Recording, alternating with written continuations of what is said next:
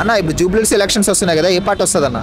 అన్న 100% నవీన్ అన్న 80,000 నుంచి 1,00,000 మెజారిటీతోనే నవీన్ అన్న విన్ కాబోతుండే. ఎందుకంటే గత 10-15 సంవత్సరాల నుంచి ఆయన చేసే అభివృద్ధి పనులు, ఆయన ప్రభుత్వంలో లేకున్నా, ఆయన పదవిలో లేకున్నా, ఆయన ఏం పదవి లేకుండా కూడా పబ్లిక్లో ఎన్నో సేవలు అందించి ఆయన పబ్లిక్లో మేము ప్రచారానికి వెళ్తుంటే ఎవరు మేము చెప్పే అవసరమే లేదు, వాళ్ళు పబ్లికే వాళ్ళ సొంతంగానే అంటున్నారు, మాకు మీరు చెప్పే అవసరం లేదు, నవీన్ యాదవ్ గారు మాకు చాలా సేవలు అందించారు, గత 10 సంవత్సరాల నుంచి ఆయన మాకు ప్రతి కార్యక్రమం చేస్తుండు, మాకు ప్రతి దాంట్లో మాకు తోడుంటుండని వాళ్ళే మాకు సొంతంగా వాళ్ళ సంతోషాన్ని మేము అజ్జేయలేకపోతున్నాం అన్న.